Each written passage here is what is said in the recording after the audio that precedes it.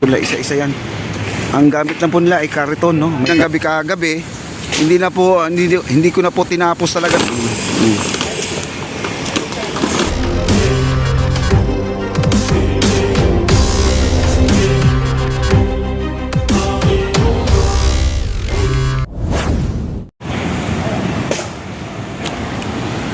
Alright guys, nandito na po tayo sa ating update at nakikita po natin ang ating tad-tad ng bakal. Ngayon semento na. At nakita nyo naman po at natapos po sila ng alas 8 ng umaga. Kagabi nandito po tayo, nagla-live po tayo, pero anong nangyari po, hindi po na kaya na po ng ating battery ng ating cellphone. Natapos yata tayo ng alas 11 ng gabi kagabi. Hindi ko na po tinapos talaga to kasi kagabi naglalagay sila ng stopper para sa gilid para yung semento hindi matatapon sa labas, no? Nilagyan yung gilid-gilid guys. Ngayon ay natapos na yung kagabi. Sabi ko uuwi na lang ako, baka kagaya ng binuhusan doon sa kabila, umabot kami ng alas 7 ng umaga, wala po kaming tulog mga kaibigan. Kaya buti na lang kagabi umuwi ako, di ko na lang inantay talaga yung truck kasi alas 8 po ng umaga natapos po ito. Kanina lang po, no? Kanina lang po ito natapos. Ngayon nakikita niyo pa, basa pa yung semento. At pinapakinis na lang po nila talaga guys. Kailangan po talaga ito ay wrap, no? Wrap, yung magaspang siya talaga. Hindi pwede maglalagay ng tiles guys.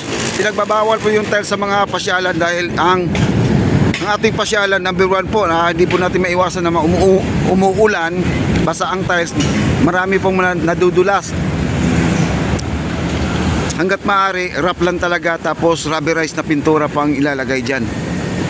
Ayan, nakita nyo yung scaffolding yan, dyan po pinagapang ang ating concrete, yung concrete natin na nanggagaling po sa taas. Ang mixer truck natin nandun po sa itaas. Ayan, nirarap lang po nila guys, yung gaspang lang, no? Kailangan po gaspang yan kasi pag pinahiran po ng yan, rubberized yan, maganda po apakan yan. Ito ay nasa 7,000 PSI po ito guys, itong ginagawa nila, no? At dito sa ating likuran, ayan, ganun pa man, maganda na rin, no? Ayan, maganda na rin ang ating pahara. Ayan, ang ating pahara. Dito, yung bahay dito naman ay tinanggal na rin guys, no? Giniba na. Talaga po, linisin po talaga nila to. Ang daming kahoy. Yung mga nakatira dito na may kubol ay hinakot na po ng ating MMDA. Yan po, MMDA. Kompleto po sila sa gear ngayon. Ngayon, hinahakot po nila isa-isa yan. Ang gamit lang po nila ay kariton, no? May kariton sila doon, no?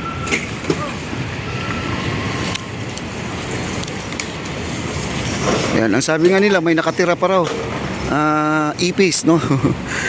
Ayan, konti na lang to, hakot na lang po sila ng konti, hakot na lang po. Giniba na yung may bahay dito, may kubol dito guys, may nakatira dyan, pero ngayon wala na po.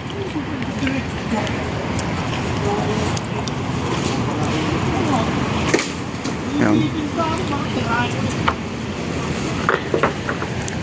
Okay, dito na po tayo. Meron pa ditong naiiwan na hindi pa nabuhusan ito.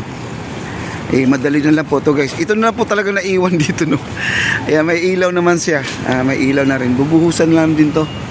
Kompleto na rin sa electrical to mga kaibigan. Ito guys, maganda to. May ilaw na to. Ay, nakasindi pa palang ilaw yata to. Hindi na. Parang nakaano pa. Ang ganda, oh. At saka ang kinis na. Ang kinis na. Ayan, oh. At nalagyan na po nila ng skim coat mga kaibigan. Wow. Balikan po natin guys ito. Sabi ko kinabukasan baka pwede natin tumuntong. Yung pala guys, di pa, kasi natapos lang kanina ng alas 8 ng umaga. Yan ang oras pa lang ngayon, alas 12, alauna. Siguro may 3 oras pa lang to. Pero itong semento na tumabilis na matuyo. Ayan na, nagwawalis na nga siya doon, no? Dali lang matuyo. Ano lang siya, siguro mga 2 hours matigas na po. Kasi yung semento po na ginamit ito ay waterproofing. Kaya magandang quality po itong semento na ginagamit po nila. Wow. Ayan si Engineer Peter, nandun si Engineer Peter pa todo ano na, nakakahinga na si Engineer Peter ngayon.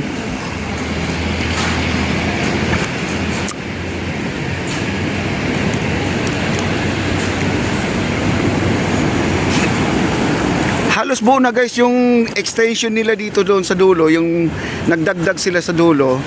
Medyo ano na, okay na. Diniretso na, pero yung baluster talaga yung nakausli ay tatanggalin. Mamaya makikita po natin yan, no? Makikita po natin yan. Punta tayo sa kabila. Yung scaffolding ay dinahandahan na po nilang tinanggal ang ating scaffolding. Ayan guys, no? Nandito na po sila sa malapitan. Nasa atin na po siya. Ayan, no?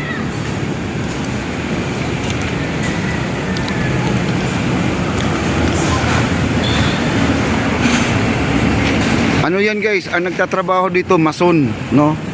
Mason. Yung mga magaling magpalitada, mag-hollow blocks, gano'n yun. Mag-finishing. Yun po ang ano nila, yung mga korte nila mga kaibigan.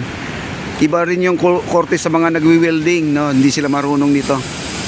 Pero ako marunong ako dyan kasi pahid-pahid lang naman yan. Joke lang, no? Mahirap din yan guys. Sabihin po natin na ganyan na po ang ginagawa niya, plancha-plancha, pero mahirap din pag hindi ka marunong pumantay, no? Grabe, natapos din.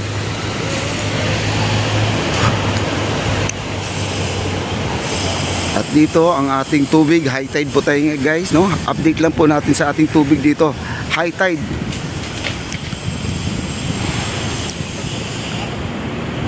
High tide. Tapos, ang ating ferry station guys, ito sa Loton area. Yan, di ba may bakante na dyan? Yun po ang daungan mga kaibigan. Para magkakaroon daw tayo ng platform para yung mga pasahero pag sumampa na dito sa itaas na yan, yun po, yung floating doon guys na yung kulay blue. Yung kulay blue ay dadalhin dito yan. Ano yan yan? Parang barge din yan, nakalutang lang din yan. Yun po, ilalagay po dito. Dito sa ating Loton area mga kaibigan. Ganyan po ang mangyayari, no? Kasi dalawa po ang ating floating doon. Pero alam ko, yung isa talaga doon dito yan. Yung yellow, doon yan sa may Quinta Market guys. Ang ganda na pala ang ano nito, pagka set up guys, no? Maganda na. Okay, balik na po tayo dito sa area.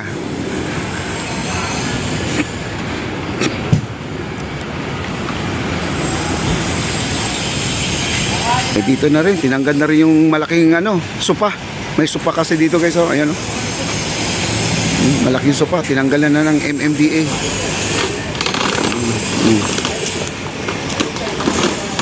Ayan oh, doon yan sa gilid. Ginagawa kasing bahay yan guys, squatter. Yung gilid na yan, squatter yan. Ang daming liligpitin, grabe. Okay, at least malinis na. Okay.